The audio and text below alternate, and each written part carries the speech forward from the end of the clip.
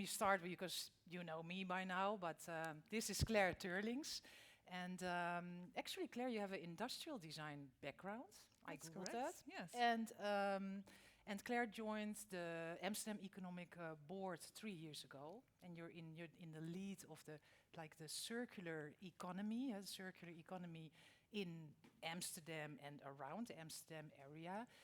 And yeah, how can you can explain it better than me, but you want to build like a more a circular ecosystem and to build a foundation for more collaboration. Now that is the trending topic of today.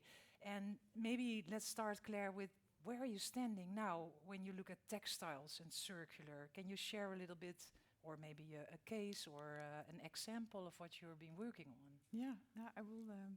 Would be lovely to do that. I'm very happy and very proud to be here, and that you're all are curious to learn more about what I'm doing. Over the past 2 years, I've been active as the lead circular economy, but then specific also for textiles. And from my role as the lead circular economy at the Amsterdam Economic Board, I'm responsible for making connections between a lot of front runners on different types of products or in different categories, and amongst them is also textiles. So next to textiles, it can also be ICT. So it's a wide variety, and sometimes it's very different, and sometimes there are also a lot of things that are similar or learnings from one industry to the other. Maybe it's good, before I dive into textiles, is to give a little bit of a background what the Amsterdam Economic Board is. So we are a foundation that is founded on a collaboration between both the municipalities in the Amsterdam region. So it's not only Amsterdam, it's the whole Metropolitan region. So it's the municipalities as well as private organizations, as well as also the educational and the research institutes. So we tend to call that the triple helix. It's about the collaboration between all these different entities that not always speak the same language or have the same interest. So and then I'll move to textiles, because what I did for textiles was that we saw that in our region there's a lot happening when it comes down to circular textiles, but it's quite fragmented. And of course, and that's like one of the unique things for the circular economy is that you need to collaborate. It's something that you cannot solve on your own, because sometimes we tend to think now there is this supply chain and we need to bend it and then it becomes circular, yet that's just not happening in that way. But there are still quite some organizations that think they can do it in that way. So now I'm going to give an example, and then we can get into more of the details later on. So one of the things that I did, and that is about identify the right people and organizations. So I just already said, sometimes it's about the front runners, most of the time it's about the front runners, but it's persons that we need to identify. And so that's a little bit similar to what you're doing, but it's also what I'm doing. So it's sometimes we need organizations, so we need the big names, but very often it's just people that want to collaborate. So it's identify the right people. Next step most of the time is to create a shared vision. So it's to create like this outlook, where are we heading? So a shared dream helps people to follow and to start also in collaborations. And then my third role most of the time is also to make sure that people continue to work together and like to work together, because we need to create action. So one of the things that came in the news that was recently, just before the summer break, the foundation of the United Repair Center. Not sure if you heard about it, but it's a repair center, a shared service repair center. And that came from a lot of conversations that we had with the right people that we identified. But most of them said, we have tried to offer repair services to our customers. So brands and retailers, most of them have tried it. Some are successful at that, but others not. And it's really something that we need to have in a circular economy, is that people are able to repair their clothing. And then it turned out that there's like a lot of, again, economies of scale in doing that jointly. So the front facing is still for a customer or a client their own brand where they purchased their product, but the back end is a shared service center where they can fill in seasonal gaps, different types of expertise that you need, and so it's kind of a win-win situation, and we're exploring that now, or the team is exploring that now with different brands. So that's Where is it located, Claire? it's located in Amsterdam. Oh, okay. Yeah. Because what is maybe interesting to put on the table is that in one of the presentations about,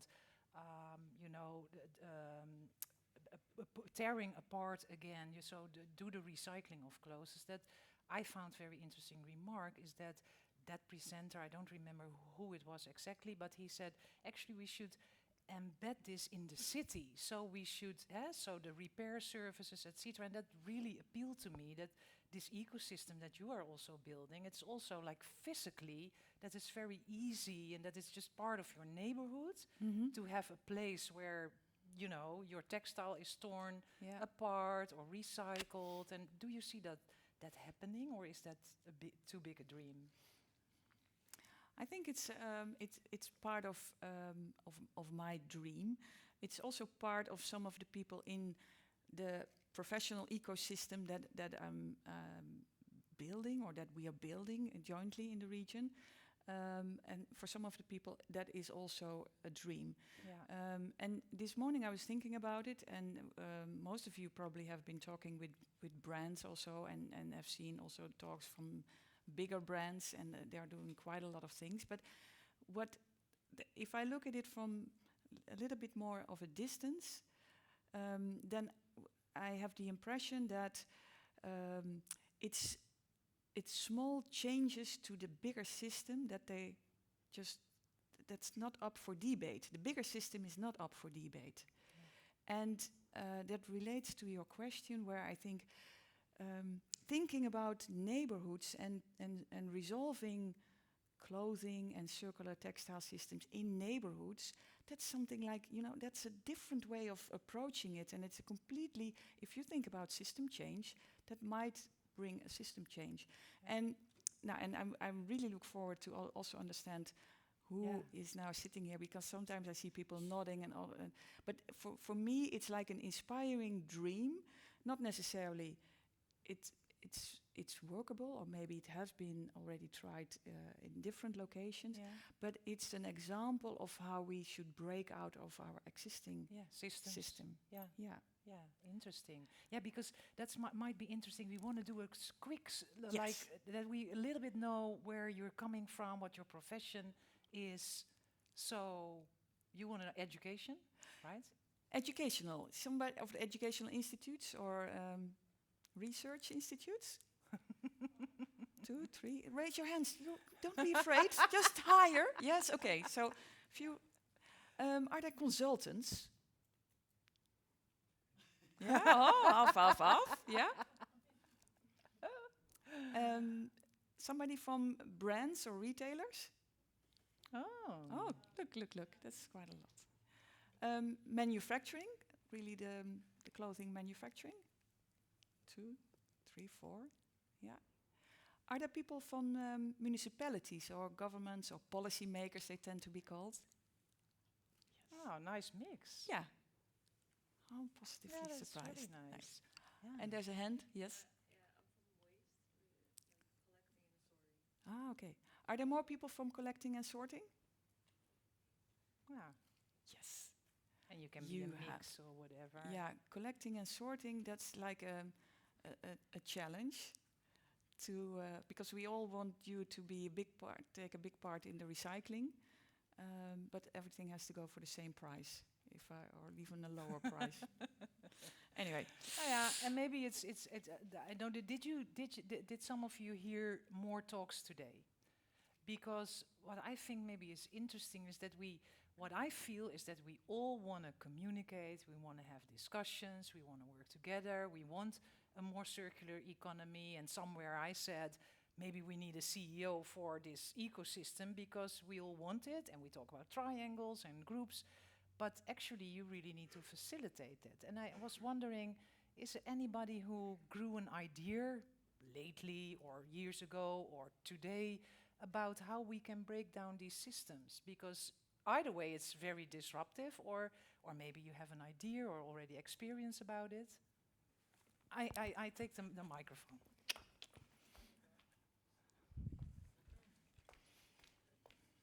Now, rocket.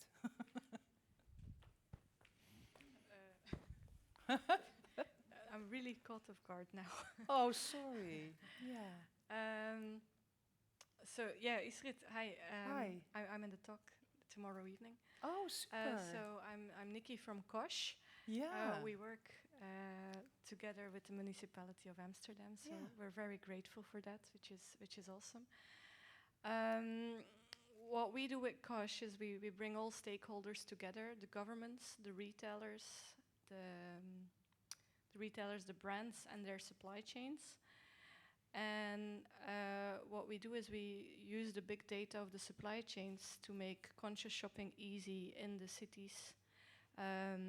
And what we are doing now and building for the future is making that data available for the cities and city dashboards, to connect them to smart city dashboards in order to help policymakers in deciding whether to incentivize more towards consumers, whether to use the taxonomy, yes or no, or but also whether in order to measure adaptation of consumers in where they already are in making with changing their mentality, or how they are shifting their mindsets on building their wardrobes in a circular way, for instance. Yeah.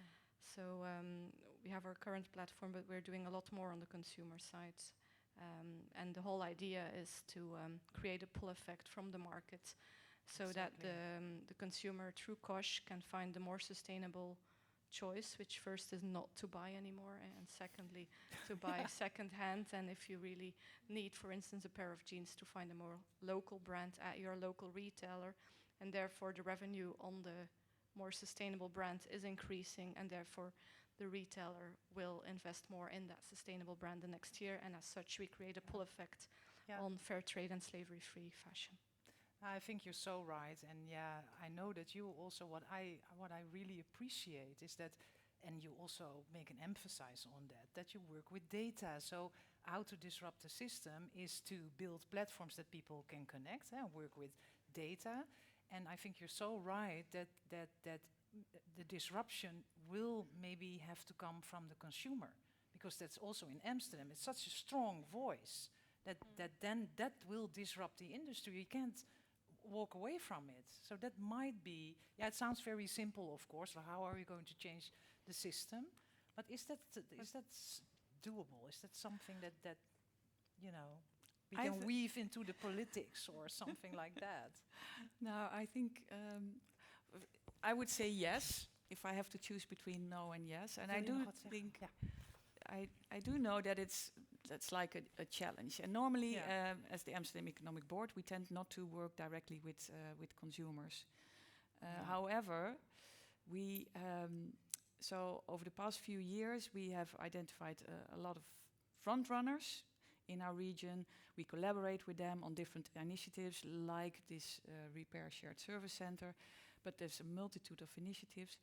And what we also did with this group is decide or define a vision for the region, and including a roadmap. So we collaborated jointly on what do we have to do as a region.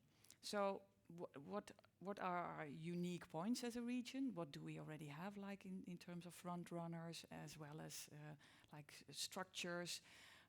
How do we collaborate with other regions in the Netherlands, or also with other regions in Europe? And how do we differentiate? Because we don't want to duplicate what's happening everywhere, although some things need to be duplicated. But so, and one of the things that came out of there is that we want to we think we have like a role to play in positioning the circular textile industry towards consumers, because we have a lot of consumers that are already making much bigger steps than in other regions. We do have a lot of examples of smaller and almost bigger companies that eventually bring to market more circular models. Yeah. And we want to combine that. And we think that when it comes down to branding and marketing, we are now a good region. We are good at that. We have a lot of headquarters of brands and retailers, and they should also contribute to changing behavior of other consumers. So it's part now of our mission to use the power and the inspirational power from the frontrunners to broaden that group of people who appreciate circular textiles. And to your point, it is also one of the things that we have to also inspire consumers to is to buy less, which is, like, I tend to call that the white elephant in the room, especially when you're with bigger companies who, for them, it's much bigger to change, but also to think through how that works. Yeah, totally. And do you also consider the technology, so building maybe to raise the awareness and build your ecosystem? Is there a tech solution around it? Because I would see it like maybe a circular LinkedIn. We call it because it's actually companies, it is brands, it is people, and I think we should. There's the one way possibility to have them talk to each other, because we cannot do it physical all the time, right? So, we need a platform or something like that. Or how do you see that? That's I cannot answer that in terms of that. I do think that we have a role to play in the region. We have like this ecosystem that we now identified, which was also mainly during COVID. Yeah. So we met people. Sometimes we could meet, but most of the times it was online. And so we're now happy to meet really live, to have the conversations that we need to have, because that's where new things, new ideas are being created, and that's where the connections start. But also, indeed, it's very important that we create more and more of these connections, and if that needs to go via either LinkedIn or digital platforms. Platform maybe. Yes. Even. I was more triggered by your question also on the digital part, because one of the things that our region also stands for, it's like, you cannot... if I talk with the municipalities or also with the universities, and everything is about tech and high tech and AI and you name it. Metaverse. Yes, metaverse. Yeah. So so that's what I'm also trying to do, is to connect these two worlds, because I think the positioning of textiles tends to be not as sexy, and that might sound weird here, not as sexy as the AI and the not the tech. nowadays. Tech is so cool. And I think there's a lot of work to be done to make then the connection there. And when it comes down to product passports and these type of things, I think that truly makes sense. And what we should not forget, it's not a goal in itself. It's eventually a way to learn more or to be able to make better decisions. But we also, and that's also my ICT experience, we have to avoid that we put everything in data, because that also has a lot of downsides. Of course, yeah. But I think we all know from experience that starting a conversation, and that can be also in a bad way on Facebook, people are insulting each other like easier. Mm-hmm. But on the positive side, I think the reach out, so that you can certify, you can tag people, you can find them, and then it's maybe more easier to collaborate with each other. Actually, like you also do that model. Yeah. I can imagine that's cool. And Amsterdam is already a tech city, so we were talking also about the investment climate, right? Because who do you want to be as Amsterdam? It's great. It's very logical with so many initiatives and multicultural that we can build a circular. Yeah, I'm also from Amsterdam. We can build a circular, yeah, a circular hub, Yeah. like really. Yeah. But then, and that is what Nicholas in his first talk, I love it because he said we need to be strategic. I think what is still a little bit happening is that we are not, certainly females not, are just more on a higher level, more big and more strategic, and that yeah, really a foundation. And that's what I think it was cool that he said that. Yeah. We need strategy. Yeah. It is just, and then with so many initiatives, but I don't know if you have a comment on that, or what do you think about that? Are you facing your own whatever struggles? You certainly do, but you don't want to share it. No, but I can share another yeah, example, example. because one of the things that I also like to share in this context is that we have also a collaboration between the knowledge and research institutes. So there is this group of Amfi and the Amsterdam University of Applied Science, together with the Amsterdam Fashion Academy, as well as the ROC from Amsterdam. Great. And in collaboration also with Meesteropleiding Coupeur. And what we initially thought when we got these groups together and we spotted that there was quite some energy to collaborate was on efficiencies, like, you know, we can have a shared curriculum and all these things. And then it turned out that there was a completely different goal, but we only found that out when we were doing a pilot. But the different goal is to have the collaboration between the institutes and eventually also between the students, because we have like the students that are from the knowledge side as well as the students that are on from the making side.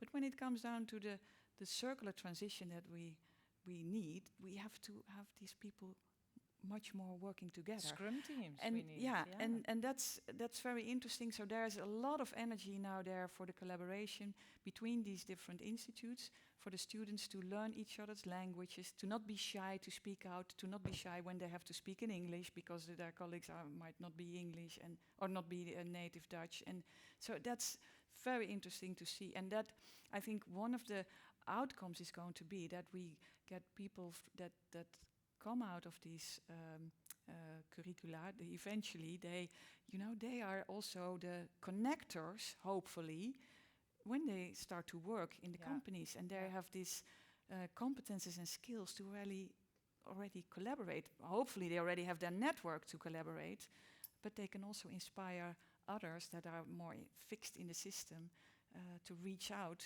and work with other organizations.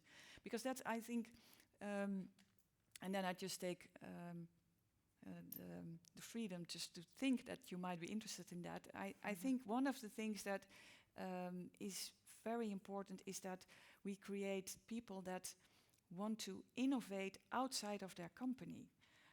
So innovation used to be something that is inside your company, and then you already have the challenge to collaborate between different departments.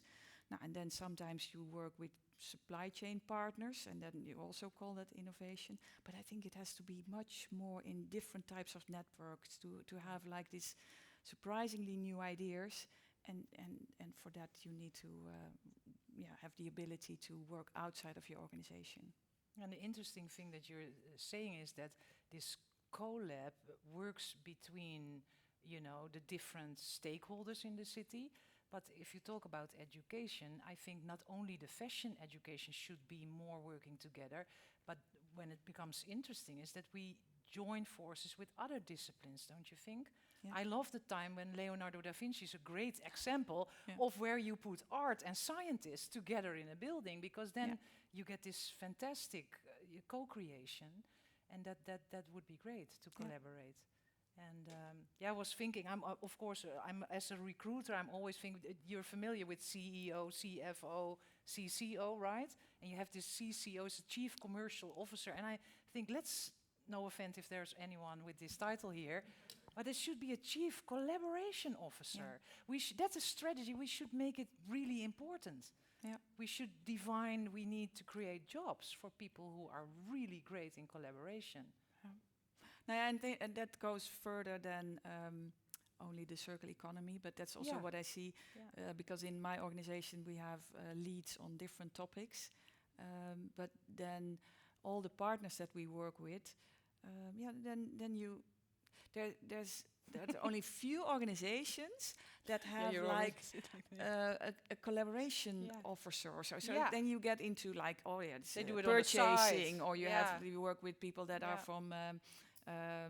from data analysis, or but it's just not necessarily that there's for every organization already somebody who knows who to find within the organization and how to get people from within the organization into the collaboration that's then eventually going to be their next business model. But yeah, I think it's just as the CSR. We didn't have, when I started Micro, there was no CSR manager, right?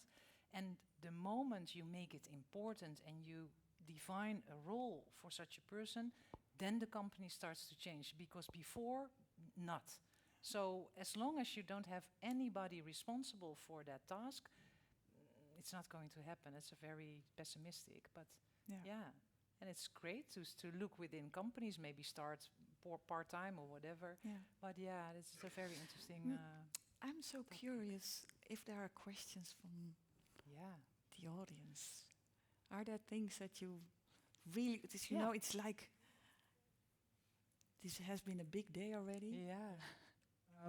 I had a question about let me check. The United Repair Center. Is it possible to like become a member, or how does that work? Is it already existing, or? Yeah, it is already existing. So it has been founded by an entrepreneur that's also already had a social enterprise, and this is also like a social enterprise now. There are a few founding brands, and they are now also exploring with different brands if they can give their services to them. So if you're interested, you can always contact me, or I can bring you in contact with them. The CEO now there is Tami Zweigler. He's from Makers Unite, and he's now chairing the United Repair Center. Okay, yeah, thank you. They already have a website. And there's also another initiative in Amsterdam West, but I have so much information in my head. But you must know, they did the crowdfunding. They already existed. It's something with New Optimist. New Optimist. Yeah. Do you know that? I think it's great. I know Nelleke because she once designed my website. So there are a few creative people, but also very savvy. And I think that has a lot of opportunity too, right? Yes. And this is really funded by the crowd. I think that's amazing. Yeah. And a lot of money. So yeah, and that's also a kind of not a repair center, but they do, and they train people, and it's about education and to make it also more up level, because you mentioned ROC, but we also have to involve. It's not only the brain, but it should be people who are really skilled and really passionate about things that we need to involve, right? Yeah. Now, and I think that's good that you mentioned that because that's I see that always also as my role, or the role from the Amsterdam Economic Board, is to see how we can create something. So my role not necessarily is to create a new business model for somebody who wants to make money. That's not what I'm doing.